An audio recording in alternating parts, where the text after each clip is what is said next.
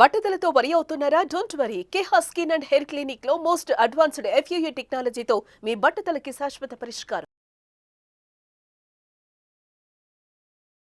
ఆ పిజ్జా కావాలి, ఆ బర్గర్ కావాలి, వాడిచ్చే ఐస్ క్రీమ్ కావాలి అని తిని రోగగ్రస్తులమై భయమై డబ్బులంతా ఈ కంపెనీలకు ఇస్తున్నాం.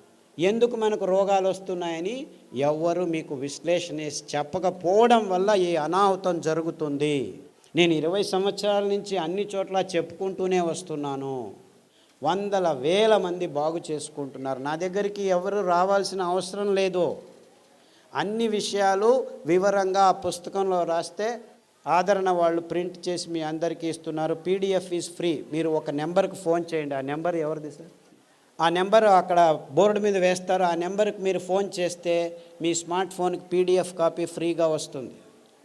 ఇప్పుడు నేను మాట్లాడిన విషయాలు, ఏ కషాయాలు ఎప్పుడు తాగాలి, ఎలా తాగాలి, IBSకి ఏం కషాయము, నరాల దౌర్బల్యానికి ఏం కషాయము, ఫిట్స్కి ఏమి కషాయము, బ్రెయిన్ ట్యూమర్కి ఏమి కషాయము, గర్భకోశం గడ్డలకి ఏమి కషాయము, ఊబకాయానికి ఏమి కషాయము, సన్నగా ఉన్న వాళ్ళు లావు అయ్యేదానికి ఏమిటి, లావుగా ఉన్న వాళ్ళు సన్నగా అయ్యేది ఏమిటి, ఇలాంటివన్నిటినీ వివరంగా ఎప్పుడు ఏ కషాయాలు తాగాలి అని చెప్పి అందులో వివరంగా రాశారు.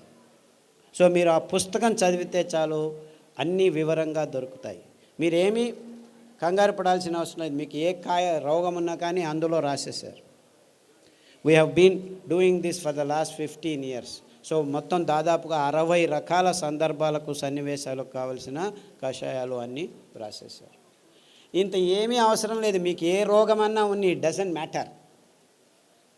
మీరు ఈ 5 సిరిధాన్యాల్ని 2 రోజులకు ఒకసారి మార్చి భోజనం చేయండి.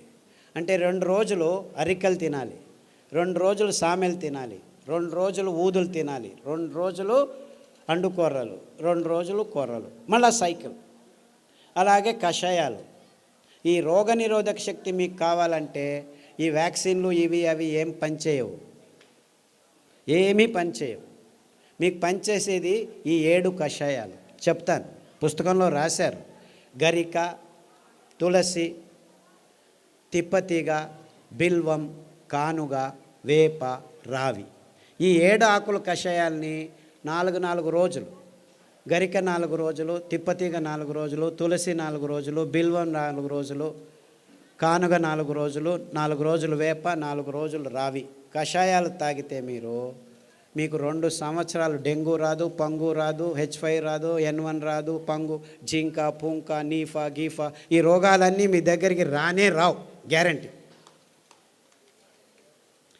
దీనికి ఏమైనా ఖర్చు పెట్టాలా మీరు? కానగాకు దొరుకుతుంది, తిప్పతీగ దొరుకుతుంది, వేపాకు దొరుకుతుంది, రావేకు దొరుకుతుంది, ఇంకా అన్ని చోట్ల నేను చెప్పేటివన్నీ దొరుకుతూనే ఉన్నాయి. మన అదృష్టం. ఒక్క పైసా ఒక్కరూ ఖర్చు పెట్టాల్సిన పని లేదు. ఆకులు తెచ్చుకోండి, బాగా కడగండి. ఏ దానిలతో కడుగుతారు? ఏ నీళ్ళతో కడుగుతారో RO వాటర్తో కడక్కండి.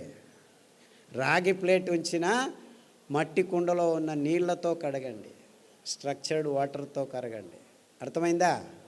ఆ నీళ్ళతో కడిగి ఆ నీళ్ళతోనే కషాయం చేసుకొని, కావాలంటే తాటి బెల్లం, చెరుకు బెల్లం వేసుకోవద్దండి, గ్లూకోజ్ ఎక్కువ ఉంటుంది. తాటి బెల్లంలో ఫ్రక్టోజ్ ఎక్కువ ఉంటుంది, ఏమీ ఇబ్బంది లేదు. పిల్లలకి బెల్లం కొద్దిగా వేసి కషాయం తాపించండి. 9 నెలల పాప నుంచి 108 సంవత్సరాల ముసలి వాళ్ళు కూడాను కషాయాలు తాగొచ్చు, ఏమీ ఇబ్బంది లేదు. అదే ఆడవాళ్ళు అయితే గోంగూర కషాయం రామబాణం. మీకు ఏమీ తోచట్లేదనుకోండి, గోంగూర ఆకు తెచ్చుకొని 4 ఆకులు ఉడకపెట్టుకొని 2 నిమిషాలు కషాయం చేసుకొని తాగండి. టీవీ చూడకండి, టీవీ చూస్తూను తాగొచ్చు. గోంగూర కషాయం అయితే మీకు టీవీ చూడకుండా చేస్తుంది. మీకు ప్రజ్ఞ ఎక్కువ అవుతుంది, రోగనిరోధక శక్తి ఎక్కువ అవుతుంది, అద్భుతమైన రక్తహీనత నుంచి దూరంగా చేసేదానికి వీలవుతుంది, వైట్ డిశ్చార్జ్ తక్కువ అవుతుంది. ఇలాంటి మీ సమస్యలన్నీ 99% గోంగూర కషాయంతో మాయమైపోతాయి. సో వారానికి 2 రోజులు, లేకపోతే 2 వారాలు గోంగూర కషాయం, 2 వారాలు కొత్తిమీర కషాయము, 2 వారాలు రావి ఆకు కషాయం తాగితే చాలు, ఆడవాళ్ళకి ప్రాబ్లమ్స్ అన్నీ మాయమైపోవడం మొదలుపెడతాయి. ఇంత సింపుల్గా ఉంది విషయం. ఇన్ఫ్యాక్ట్ ఇంత సింపుల్గా ఉందని నేను చెప్పేది ఎవరు నమ్మరు. మొదలు అందరూ అలాగనే వాళ్ళు. ఒక డాక్టర్ లేచి నేను 2 గంటలు లెక్చర్ ఇచ్చిన తర్వాత, ఈజ్ దట్ సో సింపుల్ అన్నాడు.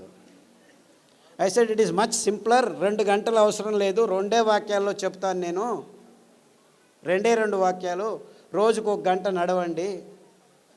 వీలైతే పొద్దున 15 నిమిషాలు, సాయంకాలం 15 నిమిషాలు. ఇంత అద్భుతమైన పదార్థాలని ఇప్పటికీ ఇస్తున్నాడు దేవుడు. ఎన్ని పాపాలు చేసినా మనము ఆ దేవుణ్ణి ఒక 15 నిమిషాలు పొద్దున్న లేచి ధ్యానం చేయండి.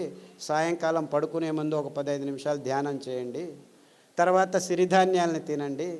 గోధుమలను తినకండి, బియ్యం తినకండి, పాలు తాగకండి, చక్కెర ముట్టద్దండి, గుడ్లను కూడా చూడొద్దండి. పాపం అవేమో పిల్లల కోసం గుడ్లు పెట్టుకుంటున్నాయి, మీరు వెళ్ళి రాక్షసులాగా తినకండి.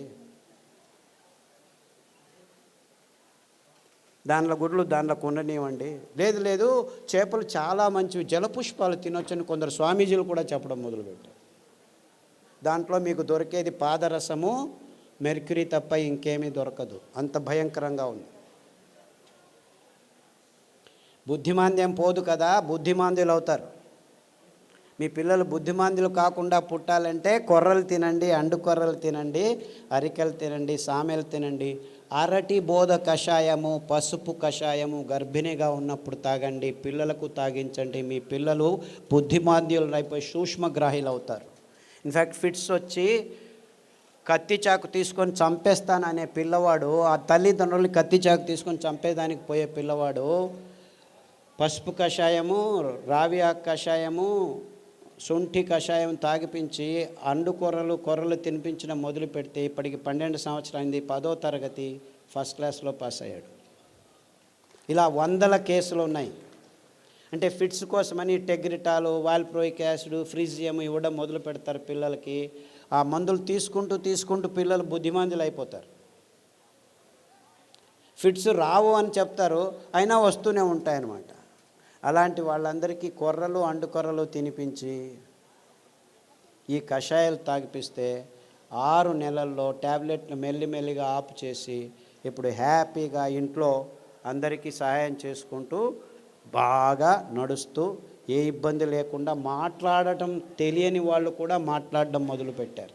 అది 15 సంవత్సరాలు 20 సంవత్సరాల తర్వాత.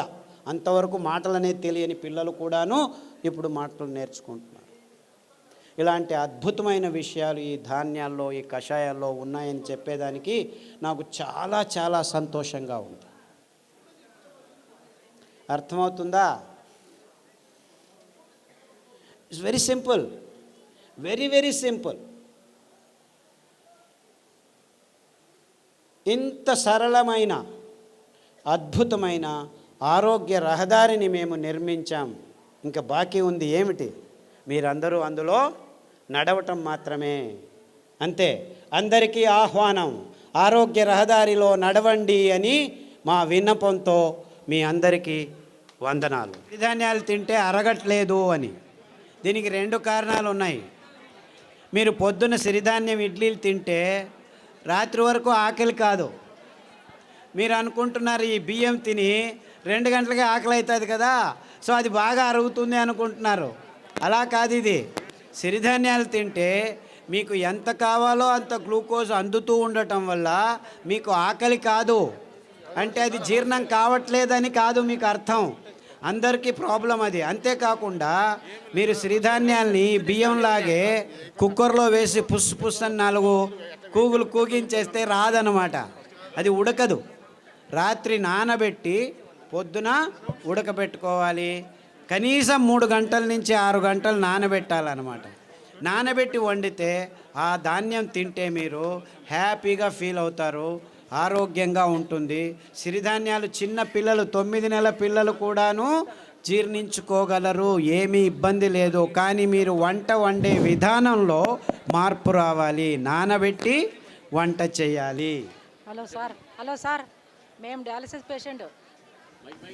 Kidney infection. హలో. కిడ్నీలో చాలా రకాలైన ఇబ్బందులు ఉన్నాయి. ఒకటి, కిడ్నీలో రాళ్ళు రావటం, కిడ్నీ నుంచి యూరిక్ యాసిడ్ ఎక్కువ ఉండటం, క్రియాటినిన్ ఎక్కువ కావటం, డయాలసిస్కి పోవటం, ఇలాంటివి. తర్వాత ప్రోటీన్లు ఎక్కువ కారటం, లావుగా ఉండిపోవడం, ముఖంలో వాపు రావటం, ఇవన్నీ కిడ్నీకి సంబంధించిన రోగాలు. కాలు కూడా ఇంత లావు నీళ్లు ఊరుకోవడం, ఇవన్నీ ఇబ్బందులకి చాలా సరళమైన పద్ధతి. అరికెలు 3 రోజులు, సామెలు 3 రోజులు గంజి రూపంలో తాగాలి.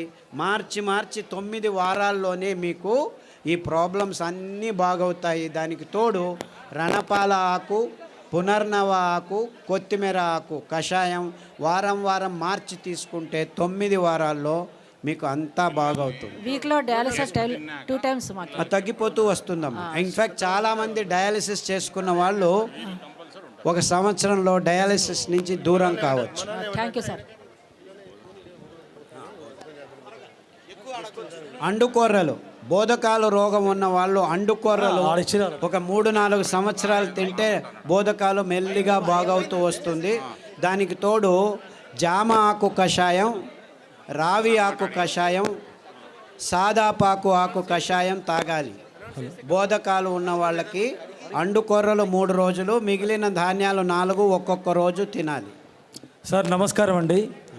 సార్ ఇక్కడ సార్ ఇటుపక్క సార్ చెప్పండి సార్. నా భార్యకి 4 సంవత్సరాల నుంచి ఒక వ్యాధి ఉన్నదండి. ఆమె ఉదయం పూట సరిగా పండుకోదండి. రాత్రి పూట పడుకున్న తర్వాత మళ్ళా తెల్లవారుజామున లేదండి. ఆ రాత్రి తెల్లవారుజామున అట్లా 2 రోజుల వరకు అలాగనే నిద్రపోతుందండి.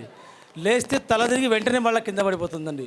ఈవెన్ పక్కన ఉన్న బాత్రూమ్ దగ్గర నుంచి మంచం దగ్గర రావడానికి కానీ తను నడిచే శక్తి లేక చిన్నపిల్లలాగా దొగ్గాడుకుంటూ వచ్చి మంచం మీద పడుకుంటుందండి. లేస్తే మళ్ళీ ఫుల్గా యాక్టివ్గా ఉంటుందండి. ఇది ఎందుకనేది అర్థం కాలేదండి. దీనికి వెర్రి నువ్వుల నూనె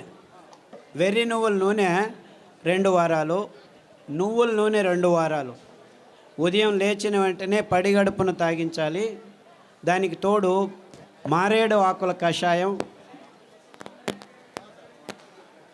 బిల్వపత్రం కషాయం అంటారు. మారేడు బిల్వం 2 ఒకటే. గరిక కషాయం, పసుపు కషాయం, సాదాపాకు కషాయం వారం మార్చి తాగించండి. అండుకొర్రలు 3 రోజులు, మిగిలిన ధాన్యం ఒక్కొక్క రోజు. ఇలా తినిపిస్తే 6 వారాల్లోనే తేడా కనిపిస్తుంది. 6 weeks all that it takes. 6 నెలల్లో పూర్తిగా బాగవుతుంది. రక్తపు క్యాన్సరు, గర్భకోశం క్యాన్సరు, మెదడు క్యాన్సరు, ఎముకల క్యాన్సరు, ఇలా 14 రకాల క్యాన్సర్లు పుస్తకంలో పట్టీలో రాశారు. దాంట్లో ఉన్న ఆహారం, కషాయాలు వాడితే 6 వారాల్లోనే తేడా రావటం జరుగుతుంది. 6 నెలల్లో చాలా మటుకు మీకు గుణముఖులు అవుతారు. సార్ నాకు ఒట్టిగో డిజినెస్, తల తిరగడము, మళ్ళీ ఇది ఒకటి ఉంది సార్. ఇది బ్రెయిన్ కొంచెం. సాదాపాకు కషాయము, పసుపు కషాయము, అరటి బోధ కషాయము. తర్వాత ఈ వర్టిగో ఉన్నవాళ్ళు చాలామందికి ఈ తంబాకు అంటే పొగాకు, సిగరెట్లు కానీ ఈ లోపల నోట్లో పెట్టుకోవడం కానీ అలవాటు ఉన్న వాళ్ళకి ఈ వర్టిగో ఎక్కువగా ఉంటుంది. అంటే మీరు దాని నుంచి బయటపడాలంటే చేయాల్సింది కానుగ ఆకు కషాయం, చమురు ఆకు కషాయం, రావి ఆకు కషాయం. ఈ 3 కషాయాలని మార్చి తాగాలి. అరికలు, సామెలు ఎక్కువగా తినాలి. సార్ నమస్కారం sir. Prostate cancer, lung cancer. ఇప్పుడు ఏమైందంటే లంగ్లో క్యాన్సర్ వచ్చింది, రేడియోథెరపీ, కీమోథెరపీ తీసుకుంటారు, అక్కడికి ఆగదు, ప్రోస్టేట్కి వస్తుంది. ప్రోస్టేట్కి తీసుకుంటే ఎముకలకు వస్తుంది. అంటే ఇది క్యాన్సరు ఇక్కడుంది, అక్కడ ఉంది అని కాదు. క్యాన్సర్ మొత్తం దేహంలో ఉంది, ఒక్కొక్కసారి ఒక్కొక్క చోట బయటపడుతుంది అని అది అర్థం చేసుకోవాలి. కాబట్టి అన్ని క్యాన్సర్లకు మూలం ఒకటే. అందువల్ల మీరు పారిజాతము, రావి ఆకు, జామ ఆకు కషాయాలు అన్ని క్యాన్సర్లకు బేస్గా ఉండాలి. ఈ 5 ధాన్యాల్ని 2 రోజులు తినడం మొదలు పెట్టండి. 6 వారాల నుంచి 6 నెలల్లో మీకు గుణముఖుడవడం మొదలు పెడతారు. 2 సంవత్సరాల్లో పూర్తి క్యాన్సర్ మీ దేహం నుంచి బయటపడిపోతుంది. ఏమీ ఇబ్బందులు ఉండకుండా జరుగుతుంది. బ్రెయిన్ స్ట్రెంగ్తింగ్ చేసి అదే చెప్పాను కదా, సాదాపాకు, పసుపు కషాయాలన్నీ ఈ నర దౌర్బల్యాలకి జరిగినదానికి. తర్వాత నువ్వుల నూనె, వెర్రి నువ్వుల నూనె తాగండి. ఐబిఎస్ పుస్తకంలో రాసాము. ఐబిఎస్, క్రాన్స్ డిసీజు, కొల్లైటిస్ ఇవన్నీను లిస్ట్ చేశాము. పుస్తకంలో పట్టీలో ఉంది, గమనించి వాడండి. నమస్కారం సార్. సార్ నమస్కారం సార్. సార్ పాలు కాకుండా పాల ఉత్పత్తులు పెరుగు మజ్జిగ పాలు లాక్టోబాసిల్లస్ తోడుకు పెరుగుకు వేసుకుంటే అందులో ఉన్న కెమికల్స్ అన్నీ నిర్నామం అయిపోతాయి ఫర్మెంటేషన్ వల్ల. అంతేకాకుండా మనకు పాలు కొబ్బరి పాలు అతి అద్భుతమైన పాలు, అన్ని రోగాలను దూరం చేస్తాయి. నువ్వుల పాలు ఇంకా మంచిది, రాగి పాలు మంచిది. సో మనకు ఒక్క పాలు కాదు, కొబ్బరి పాలు అతి అద్భుతమైన పాలు. పిల్లల రోగాలన్నీ దూరం అయిపోతాయి, రోగనిరోధక శక్తి ఎక్కువ అవుతుంది, జీర్ణశక్తి బాగుంటుంది, మెదడు రోగాలు రాకుండా ఉంటాయి. సో మీరు పాలకు పర్యాయం అంటే చాలా పాలు ఉన్నాయి. కొబ్బరి పాలు, నువ్వుల పాలు, రాగుల పాలు, సజ్జల పాలు, ఇలా 4-5 రకాల పాలు. దానిలో నుంచి పెరుగు కూడా చేసుకోవచ్చు, ఏమీ ఇబ్బంది లేదు. సార్ నమస్కారం అండి, నా పేరు పూల రమణ సార్. ఈ పరిసర ప్రాంతాల్లో మాకు రాగిడి భూములు ఎక్కువ సార్. సో ఈ ప్రాంతంలో మేము ఎక్కువగా జొన్నలు పండిస్తుంటాం, జొన్నలు, రాగులు, సద్దలు పండిస్తుంటాం. వాటి గురించి కూడా మీరు కొంచెం దయచేసి వాటి వివరణ కూడా ఇవ్వాలి. పుస్తకంలో రాశారు తటస్థ ధాన్యాలని. ఎందుకు మీరు రాగులు, సజ్జలు, జొన్నలే ఇంకా పెంచుతున్నారంటే కారణం ఇంతే. ఇది చాలా టెక్నికల్ రీజను, ప్రాక్టికల్ రీజను. రాగులు, సజ్జలు, జొన్నలు నగ్న బీజాలు అంటారు. అంటే దానిల మీద కవచం ఉండదు. అంటే దాన్ని మీరు మిషన్కి తీసుకెళ్ళి డీహస్కింగ్ చేయాల్సిన పని లేదు. అందుకే నేను చెప్తే ఎవరు నమ్మరు, మొదలు నమ్ముతూ ఉండలేదు. 20 సంవత్సరాల క్రితం డయాబెటీస్, గ్యాంగ్రీన్, రేపు కాలు కట్ చేయాలని 100 మంది క్యూలో నుంచున్నారు అన్ని హాస్పిటళ్ళలోనూ.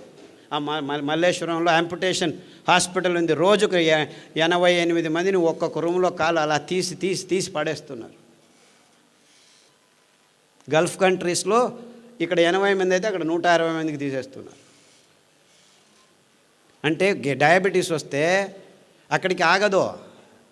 కొందరికి కాలు తీసేయాలి గ్యాంగ్రీన్ అని, కొందరికి కిడ్నీ లేచిపోతుంది డయాలిసిస్, కొందరికి కళ్ళు పోతున్నాయి, కొందరికి మొనకాలు న్యూరోపతి తీసేసి కొత్త కాళ్ళు వేస్తాం రండి అంటున్నారు. అన్నిటికీ కొత్త కాలు, కొత్త కిడ్నీ, కొత్తది ఎక్కడి నుంచి తెస్తున్నారు? పాడైందుకు ఎందుకు ఉంది అని చూడట్లేదు. కాలు తీసేస్తే ఎక్కడి నుంచి వస్తుంది? మళ్ళీ కొత్త కాలు పెడతారే, కృతక కాలు పెడతారు, అదొక బిజినెస్. పొద్దున టూత్ పేస్ట్లో నుంచి మొదలు పెడితే కాఫీలు, ఇడ్లీలు, దోశలు, పూరీలు, పుల్కాలు, ఇవన్నీ మీరు నోట్లో వేసుకున్న 100 గ్రాములు బియ్యం పిండి నుంచి 35 గ్రాములు గ్లూకోజు 15 నిమిషాల్లో రక్తంలోకి వచ్చేస్తుంది. 15 minutes, that's all it takes. గోధుమ పిండి వేసుకుంటే ఇంకా ముందు వచ్చేస్తుంది. 100 గ్రాములు పూరీలు కానీ పుల్కాలు కానీ, డ్రై పుల్కా తింటున్నాం మేము, ఆయిల్ మంచిది కాదు. డ్రై పుల్కా తిన్నా అంతే, నూనె వేసుకొని పుల్కా తిన్నా అంతే 35 గ్రాములు మీ రక్తంలోకి వచ్చేస్తుంది. మొత్తం టిఫిన్ అయ్యే లోపల 45 గ్రాములు కాఫీలు, టీలు అంతా చేరితే 50 గ్రాములు గ్లూకోజ్ పొద్దున 10 గంటలకే మీ దేహంలోకి వచ్చేసింది. 10 గంటలకు ఆఫీస్కి పోతే మళ్ళీ ఒక కాఫీ, అట్లా పోయి కాఫీ తాగొస్తాం, ఇట్లా పోయి టీ తాగొస్తాం. ఇంకా టీలు, కాఫీలు, ఎండాకాలం జ్యూసులు తాగుదాము. ఒక్కొక్క జ్యూస్లో మీకు 50 గ్రాముల నుంచి 100 గ్రాములు చక్కెర వేసి బుర్ర అని తాగొచ్చి ఆహా మంకు మందం అయిపోయింది. రక్తం అంతా చేరి ఆ మందం ప్రవహించకుండా హార్ట్ బీట్ తప్పుతూ ఉంటే, ఓహో హార్ట్ బీట్ తప్పుతుంది, నీ రక్తంలో హార్ట్ బ్లాక్స్ అవుతున్నాయి, రక్తం మందం అయిపోయింది, ఈ ట్యాబ్లెట్ తీసుకో. ఎన్ని రోజులు తీసుకుంటూ ఉండు, ఏం ప్రాబ్లం లేదు. అరే ఆ చక్కెర నోట్లో పోకుండా చూసుకోరా నాయన, అది మందం అవుతుంది. ఇప్పుడు చక్కెర నీళ్ళలో వేసి ఒక 2 నిమిషాలు వేడి చేస్తే ఏమవుతుంది? పాకం అవుతుంది. మీ దేహం టెంపరేచర్ ఎంత ఉంది, ఆ టెంపరేచర్లో మీరు చక్కెరలో వేస్తుంటే పాకమై కూర్చోండి ఉంది. పాకమై కూర్చుందిరా బాబు, అందుకే రక్తం పారట్లేదు అని ఎవడైనా చెప్పాడు? లేదు ఊరికాయ తింటే మీకు బీపీ వచ్చింది అంటాడు. ఉప్పుకు బీపీకి సంబంధమే లేదు, కానీ చక్కెరకు ఉన్నంత సంబంధం అని ఏ డాక్టర్ ఇంతవరకు మీకు చెప్పలేదు. అంతెందుకు, మీరు మీ భార్య మర్చిపోయి ఉప్పు ఒకసారి సాంబార్లో ఎక్కువ వేసింది అనుకోండి, రెండోసారి మర్చిపోయి, ఒకసారి వేసింటుంది ఏదో ఇంట్లో గొలవల గలబల మర్చిపోయాను, ఇంకొకసారి ఉప్పు వేశారనుకోండి, ఆ సాంబార్ ఎవరైనా తింటారా? భార్య కూడా తినదు, ఉప్పు కషమని. అదే మర్చిపోయి గులాబ్ జాముకి ఇంకో 4 చెంచాలు చక్కెర ఎక్కువ వేసాం అనుకో, హేమావతి చాలా బాగుంది, ఇంక 2 గులాబీలు తీసుకురా అంటాం. అంటే ఉప్పు మనం కావాలన్నా తినలేము. నాకంటే మీరు కొద్దిగా ఎక్కువ ఉప్పు తినొచ్చు, ఇంకొక ఊరగాయ ఎక్కువ తినొచ్చు, అంతేకాని ఉప్పు మన నోట్లోకి పోమన్నా పోదు. కానీ డాక్టర్లు ఏం చెప్తున్నారు? ఉప్పు వల్ల మీకు బీపీ వస్తుంది అంట. నిజంగా బీపీ వస్తుంది ఈ చక్కెర వల్ల, ఈ కాఫీ వల్ల, ఈ టీ వల్ల, ఈ పాల వల్ల అని ఏ డాక్టర్ మీకు చెప్పట్లేదు. ఇన్ఫ్యాక్ట్ ఊరగాయ అతి అద్భుతమైన పదార్థం. నిమ్మకాయ ఊరగాయ, టమోటా ఊరగాయ, చింతపండు ఊరగాయ, మామిడికాయ ఊరగాయ, ఉల్లికాయ ఊరగాయ, ఇవన్నీ ఆల్ఫా హైడ్రాక్సీ కార్బాక్సిలిక్ యాసిడ్స్ అంటారు. Tartaric acid, citric acid, ascorbic acid, మామిడి పండులో గ్యాలిక్ యాసిడ్ అని, గోంగూరలో ప్రోటోకోచిక్ యాసిడ్ అని ఇంకొకటి అద్భుతమైన పదార్థాలు. ఇవి అద్భుతం. ఎంత అద్భుతం అంటే మీ దేహంలో క్యాన్సర్ని పుట్టించే కారకాల్ని 1 నిమిషంలో నిర్వీర్యం చేస్తాయి. అంటే మన దేశంలో ఊరగాయ కూర్చుకొని ఇట్లా ఇంత తినము, చివరకు పెరుగన్నంలో కొద్దిగా నంజుకొని తింటాం. ఆ కొద్ది అంశమే చాలు మన దేహంలో క్యాన్సర్ని దూరం చేసేదానికి దోహదపడుతుంది. ఇంత అద్భుతమైన ఆహార పద్ధతిని అనారోగ్యం అని చెప్పి ఊరగాయని మన అరిటాకుల నుంచి తీసేసి చివరికి ఇచ్చింది వీళ్ళు ఏమిటాయంటే ఐస్ క్రీములు. ఆ ఐస్ క్రీమ్ తిని హార్ట్ బ్లాక్ అవుతున్నాయి పిల్లలకి, చిన్న పిల్లలకి. ఇది ఆహార సంస్కృతిని పూర్తిగా నాశనం చేసే అడ్వర్టైజ్మెంట్లు చేస్తున్న మోసం. ఏ ఒక్క డాక్టర్ అయినా మీరు ఐస్ క్రీమ్ తినద్దండి మంచిది కాదు అని చెప్పాడా? లేదు. ఊరగాయ తినొద్దండి అని అందరికీ చెప్తున్నారు. ఒకరికొకరు ఊరగాయ తినొద్దు అంట. వాడెవడో అమెరికాకు పోయిన వెంటనే ఫోన్, అమ్మా మీరు ఊరగాయలు ఎక్కువ తింటున్నారు, కొబ్బరి చట్నీలు ఎక్కువ తింటున్నారు, ఆఫ్ చేయండి. అక్కడ మాంసము, పిజ్జాలు, బర్గర్లు తిని హార్ట్లు పుట్టుకు అని చనిపోతున్నారు. దాని గురించి ఎవరు చెప్పట్లేదు. కొబ్బరిలో కొలెస్ట్రాల్ లేదు, ఊరగాయలో బీపీ లేదు. ఉండే బీపీ, ఉండే రోగం, ఉండే షుగర్ అంతా షుగర్లో, పాలల్లో, కాఫీల్లో, టీలో ఉంది. కానీ ఏ ఒక్క డాక్టరు, ఏ ఒక్క విజ్ఞాని, ఏ విశ్వవిద్యానిలయం దీని గురించి చెప్పట్లేదు. దానికి తోడు పుస్తకాల్లో రోసుకొని పాలు మంచిది, బియ్యం మంచిది, గోధుమలు మంచిది, ఇది తినండి, అది తినండి అని ఈ డాక్టర్ల నుంచి డయాబెటీస్ వచ్చిందా చపాతీ తిన్ను. చపాతీలో గ్లూటెన్ అనే ప్రోటీన్ ఉంది. అది కూడా ఈ కల్మషాలు మీ చిన్న పోగుల్ని అంటుకుంటే సిలియక్ డిసీజెస్, అలర్జీ డిసీజెస్ అన్నీ వస్తాయి. నిర్నాళ గ్రంథికలు నాశనం అవుతున్నాయి. అటువంటి భయంకరమైన పదార్థాన్ని ఆహారమని ఎందుకు నమ్మించారో?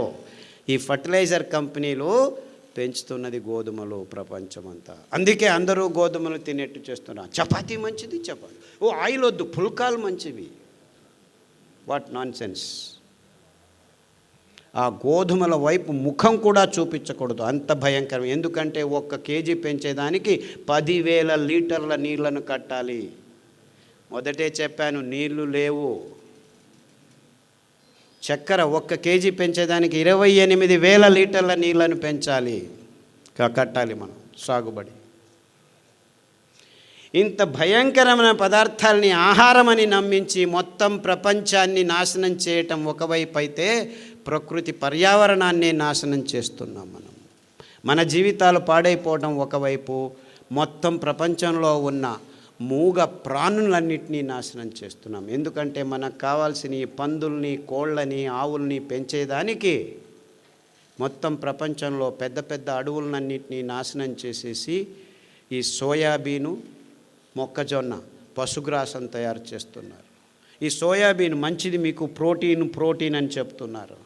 మన దేహంలో ప్రోటీన్ అవసరమే లేదు. 6%, 7% ఉంటే చాలు. ఆ 7% ప్రోటీను మన సిరిధాన్యాల్లో, కొర్రల్లో ఉంది, అరికల్లో ఉంది, సామెల్లో ఉంది, అండుకొర్రల్లో ఉంది, ఊదుల్లో ఉంది. ఏ డాక్టర్ అయినా, ఏ విజ్ఞాని అయినా ఈ విషయాన్ని చెబుతున్నారా? లేదు, ప్రోటీన్ కావాలి తినండి, ప్రోటీన్ కావాలి తినండి అని వాళ్ళు చెప్పారని మన ఆయుర్వేద పండితులు పొద్దున్న లేచి మొలకలు చేసుకొని తినండి ఇందిన్ని అని చెప్పడం మొదలుపెట్టారు. మొలకల్లో ప్రోటీన్ ఉంది, 24% ప్రోటీన్ ఉంది. అంత తినకూడదు. మీరు కావాలంటే వారానికి ఒకసారి ఏదైనా బేడలు, అది పెసలు కావచ్చు, ఉలవలు కావచ్చు, కందులు కావచ్చు, శనగలు కావచ్చు, అంతకంటే ఎక్కువ అవసరం లేదు. మీరు ఎక్కువ తింటే మీ పొట్ట అప్పుద్ది తెలుస్తుంది మీకు. గ్యాస్ పట్టుకుపోతుంది. గ్యాస్ ఇక్కడ ఇరుక్కుపోయింది, అక్కడ ఇరుక్కుపోయింది. ఈ మొలకలు తింటే ప్రోటీను, అంతేకాకుండా దాంట్లో కూడాను చాలా కార్బోహైడ్రేట్ ఉంది, మీ షుగర్ ఎక్కువైపోతుంది. ఇలా అవైజ్ఞానికమైన విషయాలన్నింటినీ వైజ్ఞానికమని చెప్పి మన నోట్లలో ఈ పదార్థాలు వేయటం వల్ల మన చిన్నపిల్లల నుంచి పెద్దల వరకు ఈ రోగాలు వస్తున్నాయి. అంటే మనం చేయాల్సింది ఇంతే. ఈ అద్భుతమైన వరి అన్నాన్ని, ఏమి నువ్వు చెప్పేది? వరి అన్నం అన్నం కాదంటున్నావా? వరి అన్నం అన్నమే కాదు. ఎందుకంటే అది తిన్న వెంటనే మీ దేహంలోకి సగానికి సగం గ్లూకోజ్ని 15 నిమిషాల్లో నింపేస్తుంది. అదే మోసము, అదే రోగము. ఆ గ్లూకోజ్ను నిభాయించుకునేదానికి రక్తంలో కాలేయము, ప్లీహము, ఇంకా వేరే వేరే నిర్నాళ గ్రంథులన్నీ చేరి ఇది ఎక్కువైపోయిందని గ్లైకోజన్ తయారు చేస్తుంది, కొలెస్ట్రాల్ తయారు చేస్తుంది, ట్రైగ్లిసరైడ్స్ తయారు చేస్తుంది, రుమాటిక్ ఫ్యాక్టర్ తయారు చేస్తుంది, కొవ్వు తయారు చేస్తుంది, మాంసం తయారు చేస్తుంది. అందరూ ఈ బాతు ఆ బాతు తినుకొని బాతుకొంబుట్టిదారే అంటారు కన్నడದಲ್ಲಿ. బాతుకోవడం అంటే లావు కావడం అని. సో ఇప్పుడు చిన్న చిన్న పిల్లలు 80 కేజీలు 90 కేజీలు తూగుతున్నారు. ఈ బిస్కెట్లు, చాక్లెట్లు, కాఫీలు, టీలు, నూడిల్స్, పిజ్జాలు, బర్గర్లు, గోబీలు, మంచూరీలు తిని తిని తిని చిన్న చిన్న పిల్లలు. మొన్న ఒక అబ్బాయి వచ్చాడు, 128 కేజీలు, 16 సంవత్సరాలు. అమెరికాలో obesity is a big problem. Obesity అంటే ఊబకాయింపు, పేరు పెట్టేశారు దానికి. అరే ఎందుకయ్యా ఇలా హూ అని ఊపిపోతున్నారు, గాలి ఊపినట్టు? అంటే మీరు తింటున్న పదార్థాలని ఎవరు చెప్పట్లేదు. డయట్ చేయండి, డయట్ చేయండి. సో అంతా ఒకేసారి తినద్దు, 2 గంటలకు ఒకసారి తిను, 6 గంటలకు తిను, 8 గంటలకు తిను, 9 గంటలకు తిను, 12 గంటలకు తిను. తినడమే పని, ఇంకేమీ పని లేదు మనకి. ఇది డాక్టర్లు చెప్పేది మీకు. ఏంది 2 గంటలకు తింటూ ఉండని చెప్తున్నాడు ఈ డాక్టర్? అది ఎంత వైజ్ఞానికము! ఇంకేం పని లేదా ప్రజలకి? 2 గంటలకు తినడం అంటే ఇంకేం లేదు, చేస్తూ ఉండడం. మీరేమీ చేయొద్దండి, మేము రెడీ చేస్తాము ప్యాకెట్లలో, ఎంటీఆర్, మయ్యా, ఇది అది రెడీమేడు. ఆన్లైన్ చేయండి, ఆర్డర్ చేయండి, ఇంటికి తెచ్చిస్తాము. చూసారా, వంటింటిని మెల్లిగా వాణిజ్యకరణం, ఆహార పదార్థాలని వాణిజ్యకరం చేశారు. మీరు ఇంట్లో వంట చేసుకొని తినడం కూడా వాళ్ళకి ఇష్టం లేదు. ఎందుకంటే ఇంకా అనారోగ్యాన్ని ఇంకా వేగంగా మీ దేహంలోకి రావాలంటే ఇంకా కెమికల్స్ను వాడి ఈ ప్యాకెట్లలో మీరు తాగే కప్పులు, తినే ఇవన్నింటినీ ప్లాస్టిక్ కోటింగ్ చేసేసి మీకు అనుకూలం అనుకొని హైజీన్ అంటే పర్సనల్ హైజీన్, ప్లాస్టిక్ బాటిళ్ళలో నీళ్లు పెళ్ళిళ్ళలో పెడుతున్నారు. ముందు ఏం చేసేవాళ్ళం? లోటా తీసుకో, ఎత్తుకొని నీళ్ళు తాగు అని ఒకడు చెంబు తీసుకొని, రాగి చెంబు తీసుకొని నీళ్ళు పోసేవాడు. అంటే నీళ్లు పారుతూ ఉంటే స్ట్రక్చర్గా ఉంటుంది. తామ్ರದ ఫలకంలో, రాగి ప్లేట్లో ఉంటేనూ స్ట్రక్చర్ అయిపోతుంది. కారణం ఇంతే. రాగి ప్లేట్ మీద డి ఆర్బిటల్ ఎలక్ట్రాన్స్ ఫ్రీగా మూవ్ అవుతుంటాయి, నీళ్లను స్ట్రక్చర్ చేస్తాయి. పారుతుంటే జలపాతాల్లో, నదుల్లో నీళ్లు పారుతుంటే ఆ ఎనర్జీ ఆక్సిజన్ను, హైడ్రోజన్ని స్ట్రక్చర్ చేస్తుంది.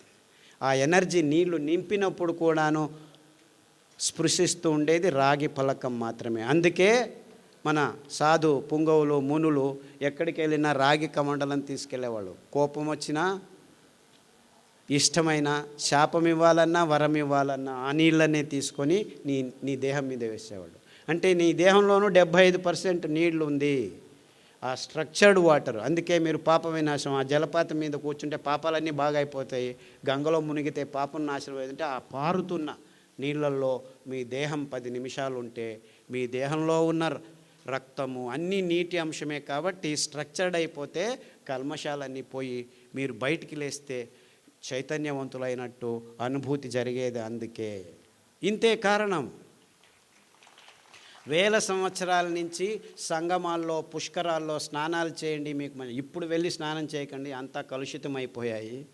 నిజమైన నీళ్ళు, పారుతున్న నీళ్ళల్లో, కొత్త నీళ్ళల్లో ఆ శక్తి, ఆ ఎనర్జీ, ఆ స్ట్రక్చర్డ్ వాటర్ వల్ల మీ దేహం పునీతమవుతుంది. అంతే ముందు వాళ్ళు చెప్పింది, ఇంకేమీ లేదు. రావి చెట్టు చుట్టూ ప్రదక్షిణలు చేయండి అని చెప్పింది ఇందుకే, మీ అసమతులనం బాగవుతుందని.